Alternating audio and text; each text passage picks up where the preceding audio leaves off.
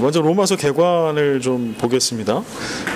먼저 로마서는 우리가 아는 것처럼 로마 교회에 있는 그리스도인, 이미 예수를 믿고 있는 사람들에게 바울이 써서 보낸 편지이죠. 그게 로마서죠. 그래서 바울 서신 13권 중에 하나로 들어가 있는 게 로마서입니다. 그렇다라고 하면 로마에 믿는 사람들이 2명 이상 있으면 교회잖아요. 이게 복수니까. 로마에 교회가 있었다라고 하는 거예요. 다른 서신서는 13권의 서신서의 나머지 12권은요. 이미 바울이 1, 2, 3차 선교 여행을 통해서 바울이 개척한, 그래서 이미 바울과 연결되어 있는 교회와 교인들에게 보낸 편지예요. 그런데 로마서는 아주 독특해요. 왜냐하면 바울과 무관해요. 로마 교회는. 왜냐하면 로마서를 보면 바울이 가고 싶다는 얘기를 하거든요. 나는 너희들에게 가고 싶다. 그래서 벌써부터 나는 너희 로마에 가고 싶었고, 그러나 로마가 내 인생과 내 비전의 종착점이 아니라 나는 서바나 스페인까지 가고 싶다. 그래서 너희들이 나를 도와서 내가 스페인까지 가서 복음을 전할 수 있도록 나를 선교사로 좀 파송하고 후원도 해달라. 이런 얘기들이 로마서 15장에 보면 나오거든요. 그래서 로마 교회는요, 다른 사도 바울이 세운 교회하고는 전혀 다르다. 바울과 전혀 관계없이 자생적으로 생겨난 교회. 이런 특징이 있습니다. 그 다음에 나눠드린 거 좀 보면은요, 1세기 말 로마 교회의 교부였던 클레멘트라고 하는 교부. 아니, 교부는요, 뭐가 교부냐 하면 목사죠. 목사인데 그때 당시에 그러니까 목사이면서 신학자 뭐 이 정도 생각하면 될 것 같아요. 그래서 그때 당시에 신앙적인 지도자. 그래서 그냥 이 지역 교회, 조그만 교회를 담당하고 있는 목회자라기보다는 누구나 그때 당시에 그리스도인들이라고 하면 나라를 초월해서라도 영향을 끼치고 있었던 그런 기독교 세계 진영의 지도자. 목사이며 신학자 이렇게 생각하시면 되겠습니다. 그래서 1세기 말에, 그러니까 100년 안쪽이 되겠죠. 그때 초대 교부의 클레멘트라고 하는 교부가, 유명한 교부가 있는데요. 이분이 고린도 교회에 보낸 편지가 있어요. 이게 기록으로 남아있는 게 있어요. 이게 성경에는 없습니다. 클레멘트가 쓴 책이 성경에는 없으니까. 그런데 이 클레멘트라고 하는 이 교부들은요, 이 교부들이 그럼 어떻게 우리한테 알려졌냐? 이분들이 책을 썼어요. 설교도 하고. 이런 저술들이 오늘까지 남아있는 것들이 있어요. 근데 이들이 왜 이제 이분들의 글이 왜 이제 중요하냐 하면 이분들이 성경을 인용해요.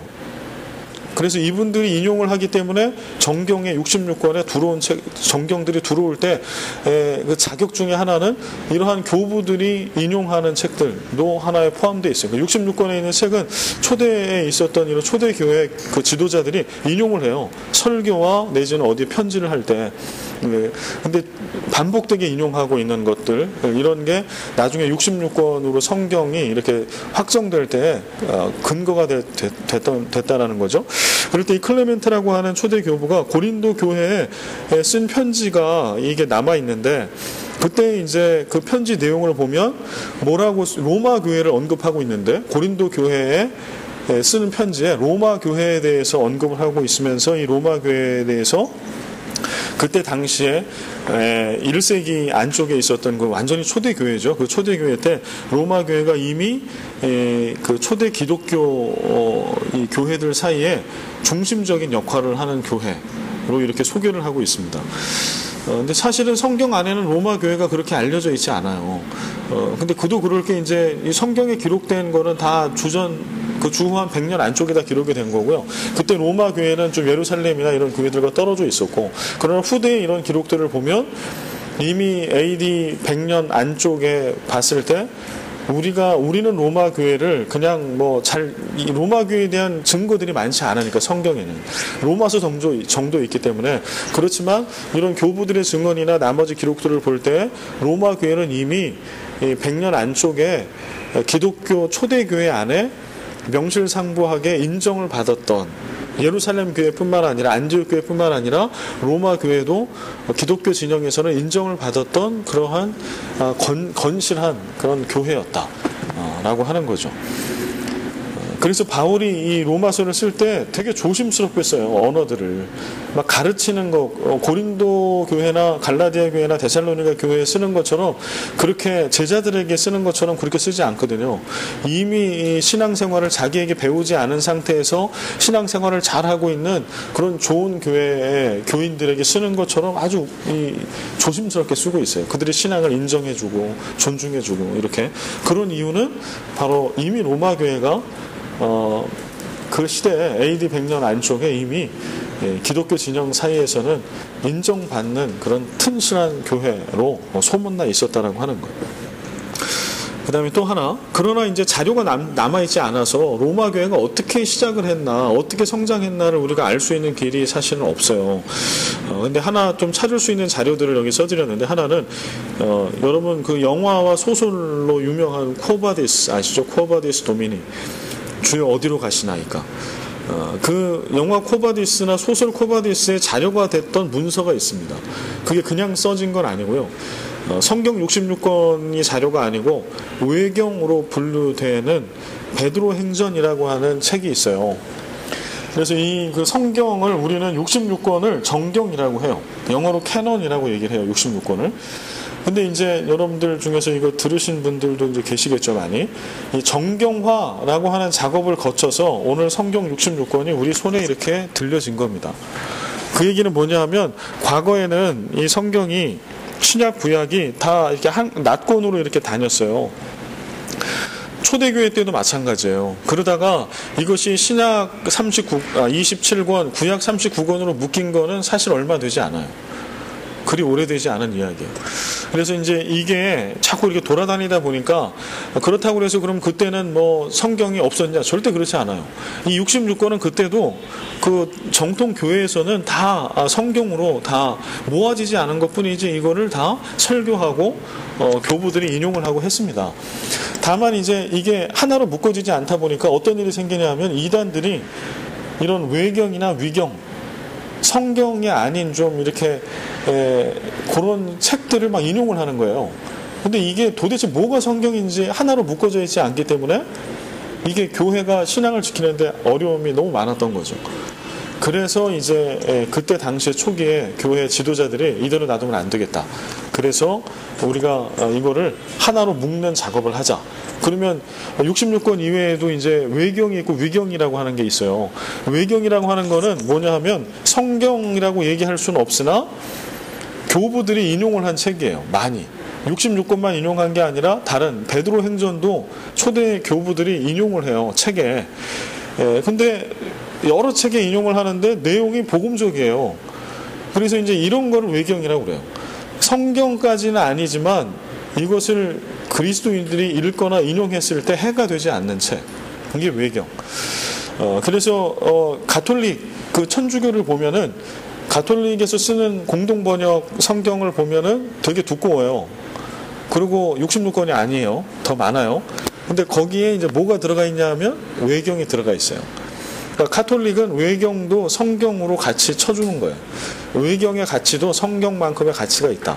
근데 이제 그렇게 될 수밖에 없는 거는, 카톨릭이 추구하고 있는 정신 중에 하나는 교황 무호설이 있어요. 뭐 지금도 가지고 있어요. 교황 무호설. 그러면 이제 교황 무호설에 반대에 있는 거는 성경 무호설이에요. 성경은 오류가 없다. 교황은 오류가 없다. 근데 카톨릭은 이제 성경 무호설보다는 교황 무호설을 선택을 하고 있는 거거든요. 그러다 보니까 교황이 오류가 없으려다 보면 성경에 대해서는 아주 진보적으로 카톨릭은 해석을 해요. 그래서 우리는 상당히 보수적이에요. 기독교 진영은. 근데 카톨릭은 성경 무호설 쪽보다는 교황 무호설이기 때문에 성경을 볼 때 되게 아주 진보적 개혁적으로 넓게 봐요. 우리가 보는 것보다.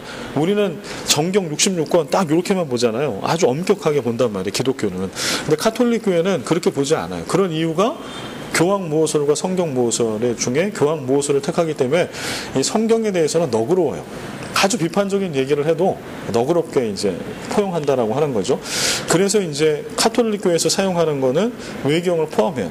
근데 베드로 행전은, 여러분 베드로 행전 들어보셨어요? 얼핏 보면은 있는 것 같아. 왜냐하면 베드로가 있잖아요. 베드로 전후서가 있으니까 이거 성경 퀴즈하면 틀릴 수도 있어요. 다음 중 성경이 아닌 것은 막 이러면 베드로 행전 막 이러면 이거 성경이잖아, 베드로 행전. 근데 행전자가 들어가는 거는 사도행전 하나밖에 없어요. 성경에는 66권에는. 그렇죠? 사도행전 빼고 행전 들어가는 게 있나요? 없죠. 그래서 베드로 행전은 없어요. 성경 66권에는. 그러나 외경엔 있다. 그래서 그 베드로 행전이 이제 그게 외경인데요. 베드로 행전이 외경에 있는데 영화나 소설 코바데스는 성경이 아니라 베드로 행전의 내용을 따다가 소설과 영화를 만든 거예요. 근데 베드로 행전에는 어떤 내용이 있냐면 베드로가 로마에 가서 복음을 전했다라는 얘기가 있어요. 베드로 행전에. 그리고 코바데스에 나온 내용처럼 그래서 복음을 전하다가 이제 핍박을 받으니까 사람들이 다 떠나잖아요. 그럴 때 베드로도 도망가잖아요. 근데 도망가다가 누구를 만나요? 어떤 사람을 만나? 예수님이죠, 그분이. 물어보잖아요. 넌 어디를 가느냐? 이제 그 베드로는 지금 도망가고 있는 거잖아요. 그럴 때 베드로가 묻죠. 주여, 주님은 어디로 가십니까? 그럴 때 예수님께서 말씀하시는 거는 나는 로마로 간다는 거예요. 베드로는 도망가는데 주님은 로마로 가는 거예요. 죽으러. 그 주님을 만나고 나서 베드로가 회심하죠. 내가 도망가는 거는 주님의 뜻이 아니구나. 그래서 다시 그리스도인을 핍박하는 로마로 들어가고 그 로마에서 잡히게 되고 십자가에 거꾸로 매달려서 순교하게 된다는 내용을 담고 있는 게 베드로 행전이에요. 그러나 성경에는 베드로가 실제로 역사적으로 십자가에 거꾸로 매달려 죽었다 로마에서 이런 얘기는 없어요. 성경에는. 그거를 좀 이렇게 상상할 수 있는 얘기가 복음서에 있긴 하죠. 요한복음 마지막에 디베랴 호수에서 베드로 만났을 때 그런 거를 상상할 수 있을 만한 그런 구절은 있지만 베드로가 십자가에 거꾸로 매달려서 로마 교회에서 순교했다 이런 얘기는 성경에 없어요. 근데 이게 어디 있냐면 외경에 있어. 외경 베드로 행전에. 근데 이거를 외경을 만약에 그러니까 카톨릭 신자들이나 카톨릭 신학자들은 아마도 로마 교회의 시작을 그렇게 볼 겁니다. 아직 저는 그 책을 제가 읽은 건 아니지만 아마도 외경을 인정을 하니까 베드로 행전에 나와 있기 때문에 로마 교회는 사도 베드로가 세웠다. 이렇게 얘기할 수 있죠. 베드로가 로마에 가서 복음을 전했고 세운 거라고. 그러나 우리는 그렇게 볼 수 없어요. 이거는 외경이기 때문에 이거를 성경으로 인정할 수 없고 다만 이러한 얘기가 있기는 하는 거죠. 그런데 이거 가지고 베드로가 로마 교회를 세웠다고 얘기할 수는 없어요. 이런 근거가 있다라는 것만 제가 알려드리는 거고요. 그러면은 로마 교회는 어떻게 누가 세웠을까? 이게 궁금하죠. 그래서 많은 신학자들이 이렇게 이야기하는 거는 그 다음에 써져 있는 내용입니다. 오순절 마가의 다락방 성령 강림 사건 때 로마에서 오순절을 지키기 위해 예루살렘을 방문했던 이들이 있었다라고 사도행전 2장 10절에 써 있어요.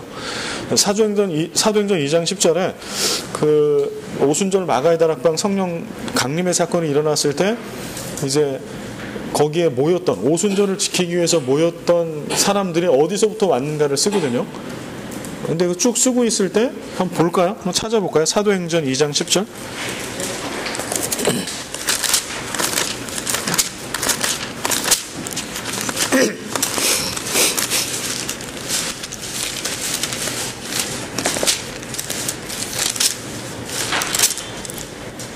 예, 누가 좀 읽어주시죠. 사도행전 2장 10절.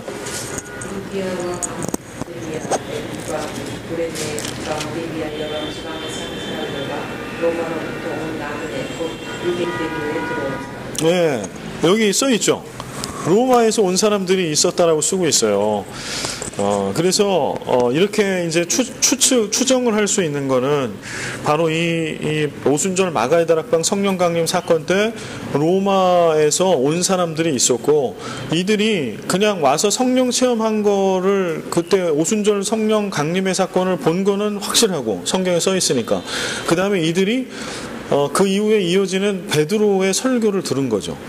들었다고 보는 거예요. 베드로의 설교를 듣고 복음을 예수를 영접한 거예요. 그러고 나서 이들이 이제 오순절이 끝났으니까 돌아갔겠죠. 자기가 살던 곳으로. 그렇게 해서 그때부터 마가의 다락방 성령 강림의 사건 때부터 그러니까 예수님 승천하신 바로 직후의 얘기죠.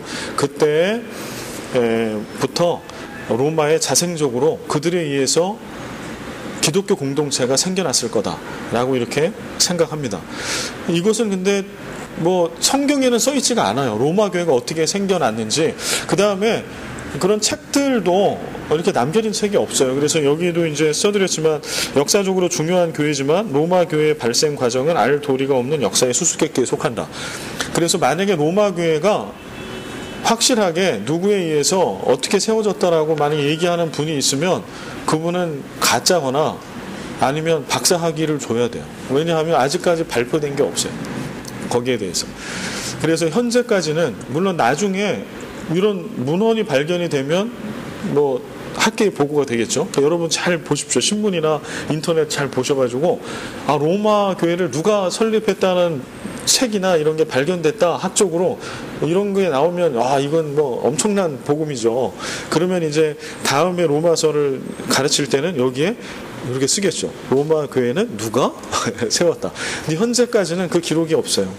그래서 우리가 추정할 수밖에 없어요. 그래서 여기에 뭐 좀 애매하게 쓰는 걸 저는 되게 싫어하지만 성경 공부 때 어쩔 수 없어요. 밝혀진 것까지밖에 쓸 수가 없으니까. 그러나 강력한 추정입니다. 마가의 다락방 성령 강림 오순절 그것을 경험하고 그때 베드로 사도로부터 복음을 듣고 그들이 다시 로마로 돌아가서 이들이 한 명이 아니고 복수로 되어 있기 때문에 그들이 가서 이제 모이기 시작했고 예배하기 시작했고 그렇게 해서 교회가 자생적으로 생겼다 이렇게 본다라고 하는 거예요. 그렇기 때문에 바울과는 전혀 상관없이 로마 교회는 생겨난 거예요. 그런데 뭐 자생적으로 생겨났다고 해도 이게 뭐 진화론도 아니고 교회가 뭐 갑자기 어느 날 확 생길 수는 없잖아요. 누군가 복음을 가지고 들어간 최초의 사람은 있을 거고 그 사람을 통해서 교회는 시작됐겠죠. 근데 그게 바울과는 무관한 사람이었다고 하는 거. 왜냐하면 이때 바울은 성경에 등장하지 않잖아요. 이제 더 뒤로 가야 되잖아요. 다음에 시대적인 배경 이게 좀 중요한데요.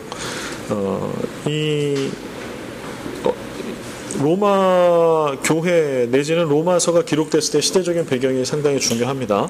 왜냐하면 이거를 우리가 좀 알아야 당시에 로마 교회에 어떤 상황들이 벌어지고 있었나 이거를 우리가 추측을 할 수가 있어요. 보면은 로마 클라우디우스 황제가 주후 41년부터 54년까지 황제를 했던 사람입니다. 네로 황제 바로 전 황제예요. 로마 클라우디우스 황제. 주후 49년에 이 클라우디우스 황제가 세계사를 보면 로마에 유대인 추방령을 내려요. 주후 49년에. 그래서 이 로마에 살고 있는 유대인 추방령을 내릴 때 이때 추방됐던 사람 중에 하나가 누구예요? 부부가 있죠. 브리스길라 아굴라 부부가 이때 추방된 거죠. 그래서 로마에서 예수 믿고 살고 있다가 추방됐던 사람 바로 브리스길라 아굴라겠죠. 49년에 이제 유대인 추방령이 내려집니다. 당시에 이제 역사가 수에토니우스라고 하는 그 시대의 역사가 남긴 기록에 보면 크레스투스라는 사람의 선동으로 로마에 대혼란이 일어났다. 그리고 그 혼란 때문에 황제 클라우디우스 황제가 로마에 있는 유대인들을 추방시켰다. 이렇게 기록이 남아 있어요. 그런데 이제 많은 학자들은 이 크레스투스라고 하는 이거를 뭘로 보는 거 하니? 크리스투스로 봐요. 헬라어 크리스투스는 예수 그리스도를 얘기합니다. 그리스도의 헬라식 발음이 크리스투스거든요.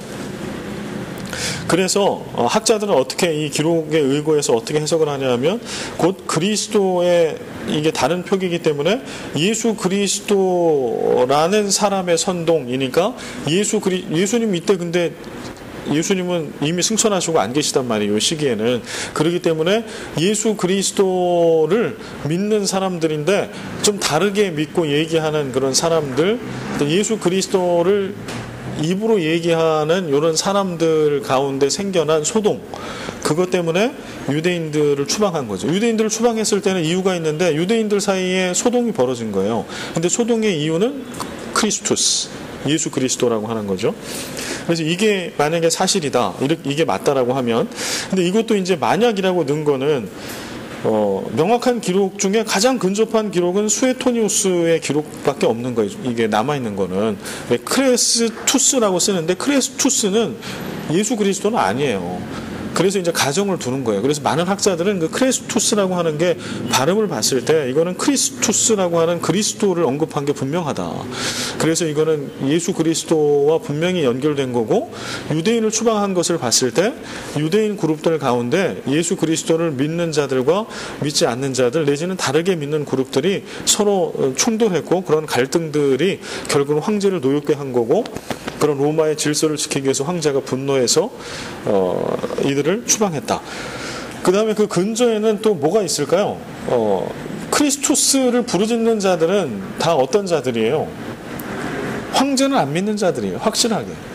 그렇기 때문에 이것도 추방의 원인이 됐겠죠. 황제는 안 믿으면서 자기네들 신앙에 뭐 되는데 서로 그거 가지고 하나도 아니고 서로 싸우고 있어. 그러니까 빌미가 됐겠죠. 그래서 너희들 다 떠나라 이렇게 했다는 거예요. 그래서 이게 사실이라면 49년의 유대인 추방령은 유대인 공동체와 유대 그리스도인들 사이에 생겨난 분란과 관계가 있을 것이다.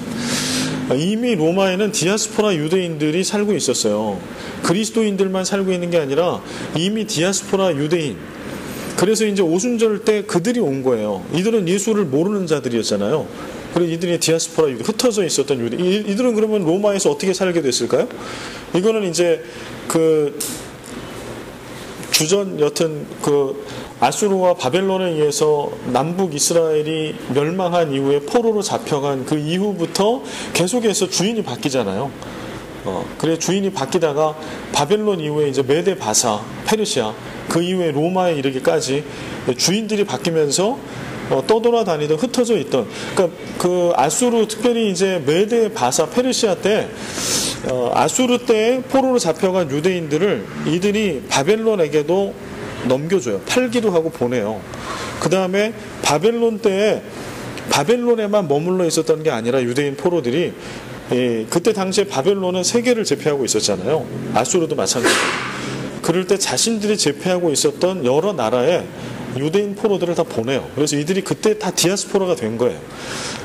그 다음에 그러니까 로마에 있는 디아스포라 유대인들은 꼭 로마가 그 세계 패권을 차지하면서 연결 가면서 새로운 주인이 돼서 그들을 로마로 데려갔을 수도 있어요. 그게 제일 확실한 거고, 그러나 그 이전부터 로마에 가서 살았을 가능성도 있어요. 여튼 간에 언제 간지는 확실히 알 수 없으나 확실한 거는 로마가 새로운 이스라엘의 세계 패권을 차지하면서 바사 이후에 세계의 주인이 됐을 때 유대인들은 이미 나라를 잃고 정처 없이 이미 디아스포라로 떠돌아다니고 있을 때 그들의 주인이 로마가 된 거죠. 황제가. 그래서 그들을 자신들의 수도인 로마로 데려갔겠죠. 상당수. 하여튼 그 앞에 되든 그때 됐든 간에 그렇게 잡혀가서 로마로 가서 살고 있었던 사람들이 디아스포라 유대인. 이들은 뭘 믿었는가 하니 하나님, 토라, 모세 오경을 믿었던 사람들이라는 거예요. 근데 그들이 이미 살고 있었고, 근데 그 오순절 마가의 다락방 성령 강림 사건 때 그들 중에 일부가 왜냐하면 경건한 유대인들은 그 모세 오경에서 얘기하고 있는 새 절기, 무칠초라고 하는 새 절기를 지켜야 되잖아요. 예루살렘 성전으로 가서. 그래서 그들이 오순절이라고 하는 7.7절 오순절 같은 말인데요. 그 세 가지 절기 중에 하나인 그 절기를 지키기 위해서 예루살렘에 간 거죠. 그리고 그들이 성령을 만나고 성령을 받고 예수 그리스도의 복음을 듣고 믿게 된 거예요. 그래서 그들이 다시 로마로 갔어요. 그래서 교회가 세워졌어. 그러면 지금 이 로마 안에는 두 부류의 유대인들이 있는 거예요.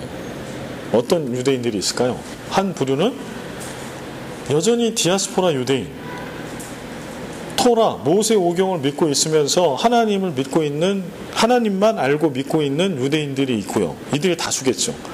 그 다음에 오순절 때 성령 받고 예수 믿고 복음을 믿고 돌아온 소수의 로마 교회의 교인들, 그러니까 유대인 그리스도인들이 있다라는 거예요. 근데 이들이 이제 서로 같이 공존하고 있으니까 서로가 서로를 볼 때는 전혀 다르죠. 왜냐하면 디아스포라 유대인이 볼 때는 그 유대인 그리스도인들이 어떻게 보였을까요? 변절자로 보이는 거죠. 변절자. 모세를 통해서 주신 그 율법을 버려버린, 그러한 근본도 없는, 왜냐하면 메시아가 왔다라고 그들은 안 믿고 있기 때문에. 근데 뭐 듣도 보도 못한 메시아가 왔고 그 메시아가 예수 그리스도고 이미 죽었고 고난받고 그 다음에 사흘 만에 부활했고 승천했다. 그리고 예수님이 약속하신 성령이 임했다. 뭐 이런 얘기를 하고 있으니까 이거를 유대인들이 믿을 수 있었겠냐는 거예요. 그러니까 이 로마 교회, 로마 안에는 지금 두 그룹이 있는 거예요. 메이저 그룹에 유대인 그룹이 두 그룹이 있는데, 하나는 메이저 그룹으로서 정통 유대인들, 그 다음에 마이너 그룹으로서 유대인 그리스도인 그룹이 있었다라고 하는 거죠. 그래서 두 그룹이 있었다라고 하는 거. 그 다음에 그들이 갈등 관계에 있었다. 그래서 아마도 갈등 관계의 핵심은 유대인들, 디아스포라 유대인들이 유대인 그리스도인들을 핍박했겠죠. 그들은 다수고 율법 가운데 있다 보니까 뭐 하나님을 욕되게 하는 거니까요. 이거는 중죄거든요. 예수님도 그래서 십자가에 달려 죽으신 거잖아요. 그러니까 개종을 한 유대인 그리스도인들이, 그 정통 유대인들이 볼 때는 뭐 하나님을 모욕하는 거죠. 이들은 뭐 죽어 마땅한 자니까 아마 실제로 테러를 하거나 죽이기도 했을 겁니다. 그러니까 이제 이런 소요 사태가 일어나는 거죠. 그러니까 로마 황제 입장에서 봤을 때는 황당한 거죠. 이들은 분명히 나는 안 믿는데 나한테는 로마의 그 황제에게는 안티인데 지들끼리 죽이고 싸우고 막 이러고 있는 거예요. 그러니까 도시가 혼란해지는 이런 상황이 있었다라는 것을 우리는 역사적으로 알 수 있다. 다음에 또 하나 어떤 사건이 있었냐면, 그 클라우디우스 황제가 죽은 후에 바로 로마 네로 황제가 황제로 즉위합니다. 주후 54년부터 68년까지. 그리고 우리가 아는 것처럼 되게 짧게 통치를 하는데, 뭐 네로는 자살하잖아요. 자살로 그의 인생을 이제 마감하게 되죠. 근데 이 네로 황제가 황제 즉위하자마자 그가 했던 일 중에 하나가 뭐냐면, 자기 앞대 황제가 내렸던 유대인 추방령을 거둬들여요.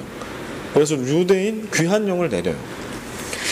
역사적인 배경은 이제 좀 더 스타디를 해야 될 필요가 있고요. 오늘은 짧게 요거만 얘기를 합니다. 그래서 네로 황제가 즉위하자마자 그가 했던 첫 번째는 그렇게 쫓아냈던 선 황제 때 쫓아냈던 유대인들 귀환령을 내려요. 그래서 이제 이 쫓겨간 사람들이 멀리 가서 살지는 않았어요. 기록에 보면 로마에 가까운 곳에 가서 로마로 복귀할 날을 기다리며 그렇게 집단 거주를 하고 있다가, 이게 이제 황제에 의해서 귀환령이 내려지니까 이들이 들어간 거죠. 그러면 이제 이 연도가 이제 보면 49년에 추방됐어요. 그리고 이제 54년부터 복귀가 가능해졌어요.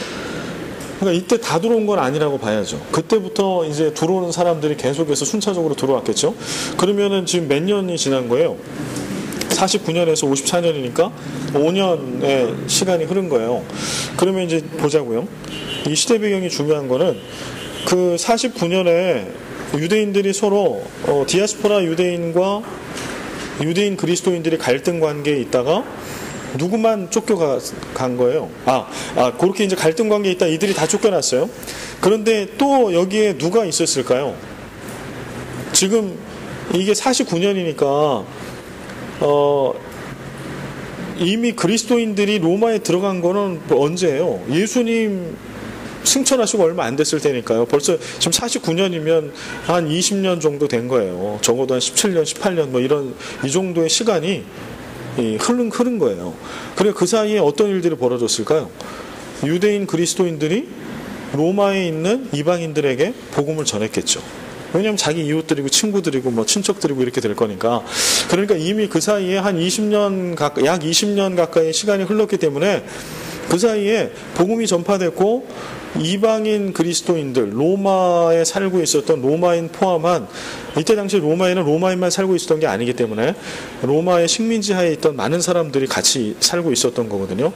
그렇기 때문에 이미 로마 안에 유대인 그리스도인 뿐만 아니라 상당수의 이방인 그리스도인이 있었던 거죠. 그렇게 봐야 맞죠. 그런데 주후 49년에 로마의 유대인 추방령이 내려졌어요. 그럼 누구만 이때 쫓겨간 거예요? 유대인만. 그러면 정통 유대인을 일단 제껴놓고, 그러면 그리스도인들만 놓고 보면 누가 쫓겨간 거예요? 유대인 그리스도인이 쫓겨갔어요. 그럼 우리가 상식적으로 생각하면 그 추방령이 내리기 이전에 로마 교회의 주도권은 누가 갖고 있었을까요? 이방인 그리스도인이 갖고 있었을까요? 유대인 그리스도인이 갖고 있었을까요? 유대인 그리스도인이 갖고 있었겠죠. 왜냐하면 복음을 처음 전했고 교회를 개척한 사람들이니까.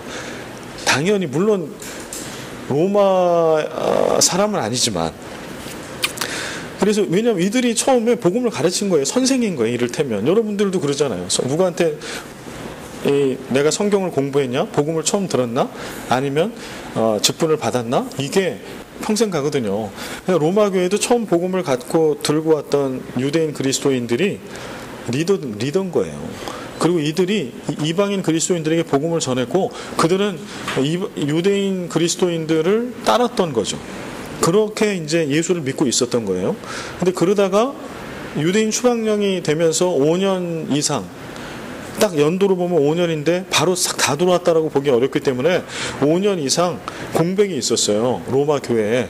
그럼 그때 로마 교회는 누구만 있는 거예요?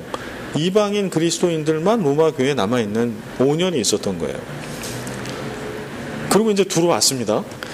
그러니까 이미 추방령 있기 전에 유대인 그리스도인과 정통 유대인 사이에 갈등이 1차 있었고, 아주 큰 갈등이.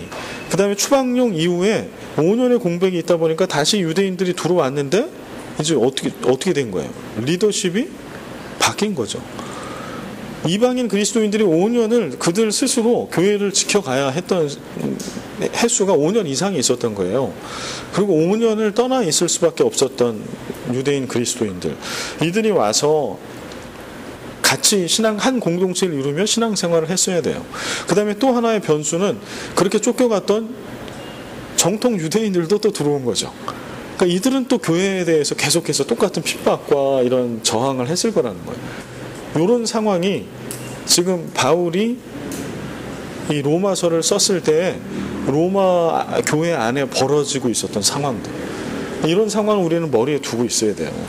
그래서 지금 로마 교회 안에는 하나의 교회지만 유대인 그리스도인과, 그러나 5년 이상을 로마 교회를 떠나 있으면서 이미 리더십이 교체가 되고 하면서 이런 또 다시 그들이 돌아오면서 겪게 되는 갈등, 하나 되지 못함, 이런 것들이 로마 교회 안에 있었다. 이거를 우리가 이제 생각을 해야 되고요. 그래서 로마서를 읽을 때는 그런 배경도 우리가 늘 생각을 해야 돼요. 그런 역사적인 상황에 이런 일들이 있었다는 걸 염두에 두고 봐야 한다는 거죠. 요건 여기까지 이해가 되시죠? 예. 근데 이런 이야기들이 이제 성경에는 생략된 상태에서 그냥 쭉 기록이 되기 때문에 로마서를 읽을 때에 그때 당시에 어떤 상황이 있었는지 우리가 이해하기가 상당히 어렵습니다. 그래서 이거를 설명을 드리고, 다음에 저자는 누군가요? 로마서의 저자는 바울이죠. 여러분 어떻게 바울로 확신하시죠?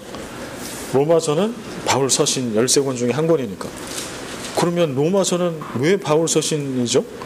누가 바울 서신이라고 얘기한 거죠? 이제 이렇게 들어가면 이제 어려워져요. 그래서 이제 그 귀납법적으로 이제 성경을 하려면 사실은 이제 저자부터도 의심을 해야 돼요. 로마서는 바울 서신이다라고 할 때 의심이라면 좀 뭐하지만 왜 바울 서신이라고 얘기하는 거지? 여러분 그거 궁금하지 않아요? 로마서가 왜 바울이 썼다라고 얘기하는 걸까요? 증거가 있지 않을까요? 증거가 있어서 바울 서신으로 분류를 하는 거거든요. 그렇다라고 하면 그 증거를 우리가 좀 찾아볼 필요가 있겠죠. 그래서 앞으로 이제 성경을 공부할 때는 바울 서신을 앞으로 이제 계속 화요일날 공부를 해나갈 텐데, 그럴 때 여러분들이 늘 해야 할 작업 중에 하나는 바울이 이거를 썼다라고 하는 증거는 어디 있나, 그거를 여러분 스스로 찾으려고 노력을 해야 됩니다. 근데 제일 쉬운 증거는 물론 우리가 공부하는 로마서면 로마서에 그걸 써주면 땡큐죠. 직접 써주면. 근데 로마서는 쓰고 있을까요? 다행히 쓰고 있어요. 그죠? 1장 1절을 같이 한번 읽겠습니다. 예수 그리스도의 종 바울은 사도로 부르심을 받아 하나님의 복음을 위하여 택정함을 입었으니, 그리고 뒤에 뭐 쭉 이렇게 쓰고 있어요. 그래서 예수 그리스도의 종 바울은 사도로 부르심을, 이게 주어잖아요. 주어. 그러니까 지금 편지를 쓰고 있는 주체가 누군지를 쓰고 있는데 바울이라고 나 바울이 쓰고 있다라고 밝히고 있죠. 이거보다 강력한 증거는 없겠죠. 그러면 근데 이거 하나만 갖기는 어려워요. 왜냐하면 바울을 추종하는 사람들이 이렇게 쓸 수도 있어요. 그리고 이 시대는 그렇게 또 썼어요, 많이.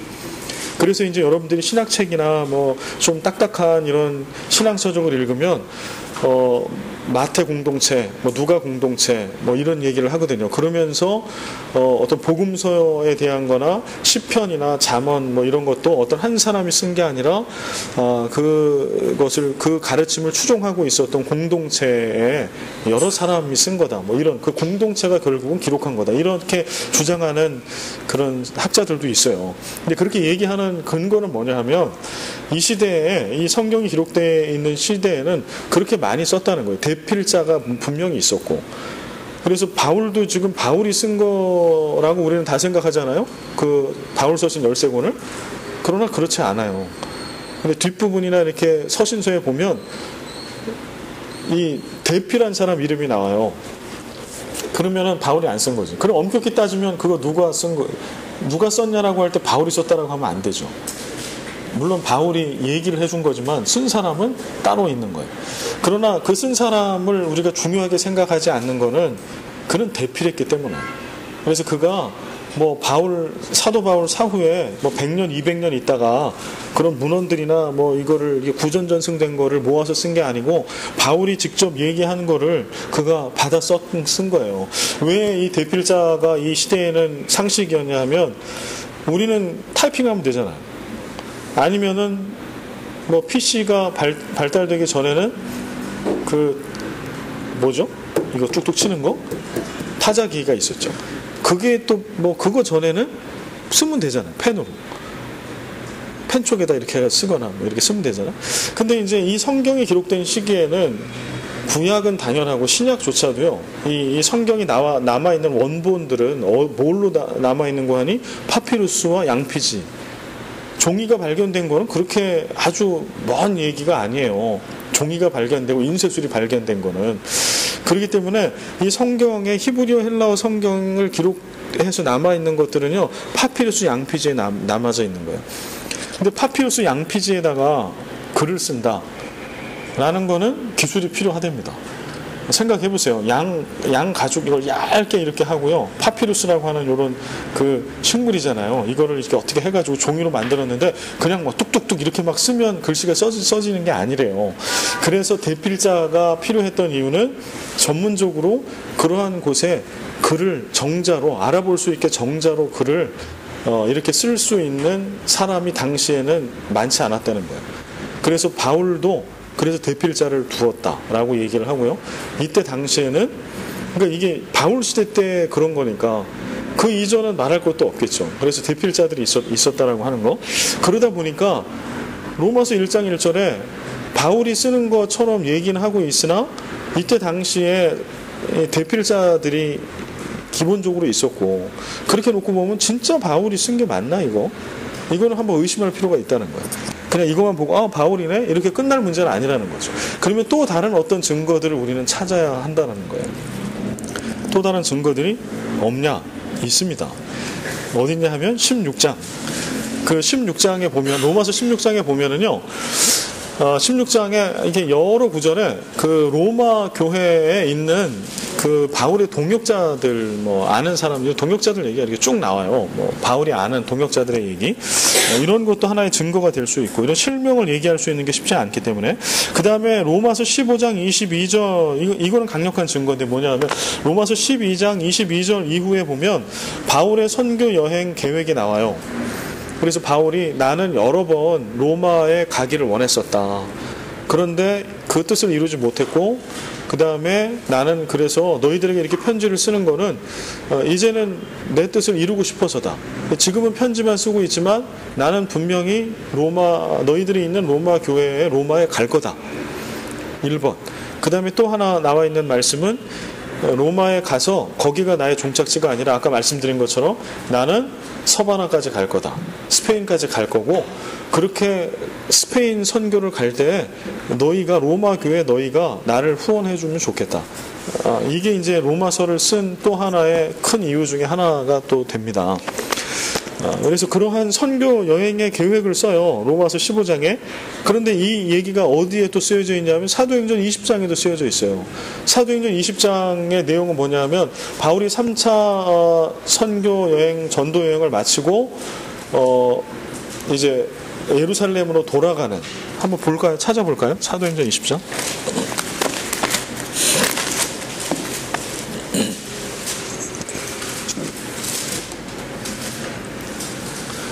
사도행전 20장에 보면은요, 이제 이 사도행전 20장의 얘기는 바울의 3차 선교 여행의 마지막 부분 얘기를 합니다. 그래서 이렇게 이제 쭉 가고 있는데, 이 말씀 중에, 그 바울이 로마에 갈 것을, 어디지? 본문이 19장.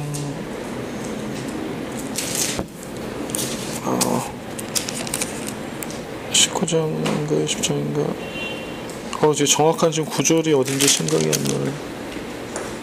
예, 이거 나중에 이제 시간이 없어서 나중에 찾아드리겠습니다. 사도행전 19장과 20장에 이 두 장에 걸쳐서 보면 3차 선교 여행을 마무리하는 요 장면에 구절은 나중에 여러분 한번 읽어보시면 나옵니다. 바울이 예루살렘으로 들어가서 그치는 게 아니라 로마로 가고 싶다라고 하는 것을 피력을 해요. 그 다음에 고린도후서 9장에서도 보면 우리 고린도후서 지금 그 얼마 전까지 그 큐티 매일 성경의 본문이 고린도후서였잖아요. 그럴 때 고린도후서 9장에 보면 바울이 동일한 얘기를 해요. 고린도 교회에 보내는 편지에 어떤 얘기를 하냐면 마게도냐에서 예루살렘 교회를 위해서 연보를 이미 보내왔고 그 다음에 너희들이 이제 약속한 대로 예루살렘 기근 가운데 있는 예루살렘 교회를 위한 연보를 주면 내가 그거를 가지고 예루살렘을 갈 거라고, 그리고 나서 로마로 갈 거에 대한 계획도 이야기를 합니다. 그래서 이러한 그 이야기들이 지금 로마서에서 나오고 사도행전에 나오고 고린도후서에 나오잖아요. 그러니까 이러한 그 아주 구체적인 그리고 사적인 전도와 선교에 대한 계획을 세 군데에서 계속 얘기를 하고 있어요. 근데 이거는 사도 바울이 아니고서는 이렇게 반복적으로 동일한 얘기를 언급하기는 어렵다, 이렇게 보는 거죠. 그래서 로마서의 저자는 바울이 거의 확실하다, 이렇게 이제 보는 겁니다. 그래서 이렇게 제가 좀 길게 설명을 해드리는 이유는 앞으로 이렇게 뭐 어떤 책이 됐든 간에 이렇게 공부를 할 때 좀 그렇게 볼 필요가 있다는 거예요. 그래서 당연히 그냥 바울 서신이니까 사도 바울 이렇게 볼 문제가 아니라 어디에 특히 이제 사도행전은 바울 서신은 사도행전과 다 연결돼 있어요.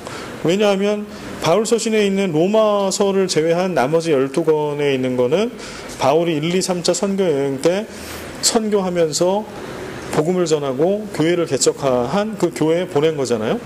그러니까 그 지명이나 교회가 사도행전에 다 나와요. 그래, 로마서도 사실은 그렇게는 안 나오지만 이렇게 언급이 돼 있는 다른 복음서 그 바울 서신과 사도행전에 언급을 하고 있어요. 그래서 우리가 적어도 바울 서신을 공부할 때는 반드시 사도행전을 해당되는 데를 같이 읽어라. 그리고 읽어나가면서 바울이 직접 기록했다라고 하는 게 어디 나오는지, 혹시 대필자가 나오는지, 이런 상황들에 대해서 여러분 스스로 충분히 이런 책에 써있지 않아도 찾아갈 수 있다라고 하는 거예요. 그 다음에 기록 시기를 보겠습니다. 기록 시기는 보니까 책별로 기록 시기가 다르게 기록된 것도 많아요. 왜냐하면 이제 그 판단할 수 있는 근거들이 여러 개가 있으면 기록 연대가 막 좀 차이가 나기도 하거든요. 근데 이제 감사하게도 로마서는 거의 대부분 학자들이 이렇게 얘기를 해요. 전통적으로 많이 얘기하는 거는 주후 56년을 얘기를 하고요. 그 다음에 57년 내지는 58년까지 얘기를 하더라고요.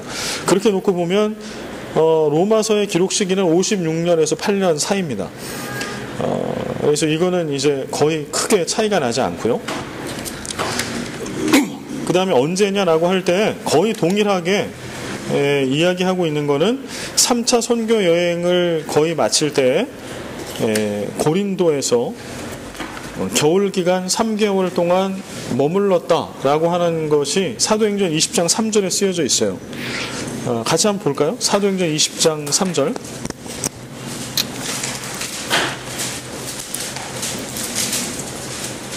읽어주시겠습니까? 거기 3일 동안 있다가 배 타고 수리아로 가고자 할 때 이들이 자기를 해하려고 로마로 마게도냐를 거쳐 들어가기로 작정합니다. 예. 그다음 2절을 보면은요, 그 지방으로 다녀가며 여러 말로 제자들에게 권하고 헬라에 이르러 이렇게 되어 있어요. 그다음 그 앞에로 가면 소요가 그침에 바울은 제자들을 불러 권한 후에 작별하고 떠나 마게도냐로 가니라. 요게 여러분 지도 받으셨죠? 지도. 그 3차 선교 여행 지도를 좀 보시면은요.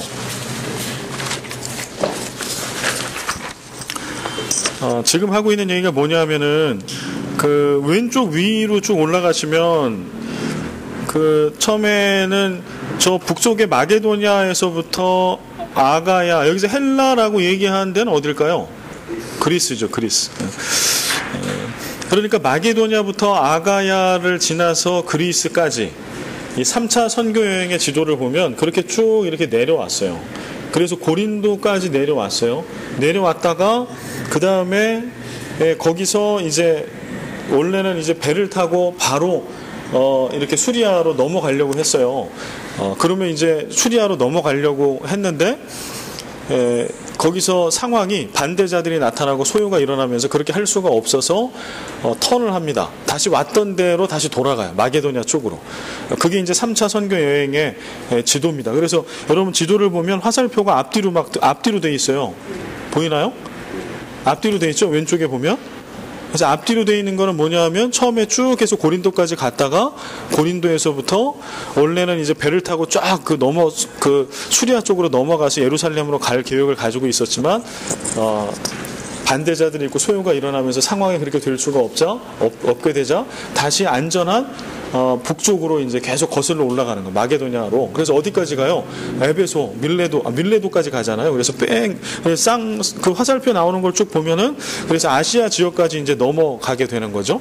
그렇게 해가지고 밀레도에서 에베소 교회 장로들을 만나고 그 다음에 배를 타고서 이제 그 이스라엘 본토로 넘어오는 그러한 여정이 3차 전도 여행의 여정이죠. 그래서 지금 이제 로마서의 기록 시기와 장소는 요 3차 선교 여행 때 3개월간 그 고린도에 머문 얘기가 있어요. 그럴 때 이제 그 3개월 동안 겨울을 지내기 위해서 머물 때에 그때 아마도 로마서를 기록했을 것이다.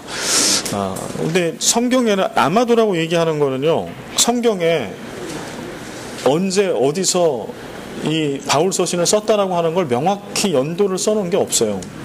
그래서 추정하는 것 뿐입니다. 그러나 로마서의 기록 연대와 장소는 학자들이 거의 일치해요. 그래서 이거는 그냥 이거를 우리가 이렇게 우리가 받아들여도 큰 무리는 없습니다.